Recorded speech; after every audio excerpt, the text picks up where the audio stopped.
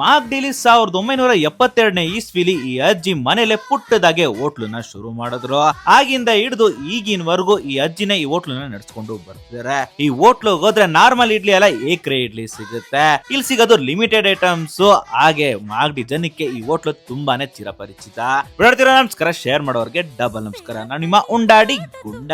ಈ ಹೋಟ್ಲು ಶುರು ಮಾಡಿದಾಗ ಯಾವುದೇ ರೀತಿ ಹೆಸರಿಟ್ಟಿರ್ಲಿಲ್ಲ. ಇವರ ವೃತ್ತಿ ಬಂದು ಮಡಕೆ ಮಾಡೋದಂತೆ. ಅದಕ್ಕೆ ಜನ ಎಲ್ಲ ಸೇರಿ ಕುಂಬಾರ ಹೋಟ್ಲು ಅಂತ ಕರೆಯಕ್ಕೆ ಶುರು ಮಾಡಿದ್ರು. ಈಗ ಆ ಹೆಸರಲ್ಲೇ ಇದು ಚಿರಪರಿಚಿತ. ಈ ಹೋಟ್ಲು ಶುರುವಾಗಿ ಹತ್ತತ್ರ 52ರಿಂದ 53 ವರ್ಷ ಆಗಿದೆ. ಈಗಲೂ ಕೂಡ ಅಜ್ಜಿನೇ ಪ್ರತಿಯೊಂದು ಕೂಡ ನೋಡ್ಕೊತಾ ಇರೋದು. ಇಲ್ಲಿ ಸಿಗೋದು ಲಿಮಿಟೆಡ್ ಐಟಮ್ಸ್ ಏನೇನು ಅಂತ ಅಂದ್ರೆ ಇಡ್ಲಿ, ಚಿತ್ರಾನ್ನ ಹಾಗೂ ಬೋಂಡ.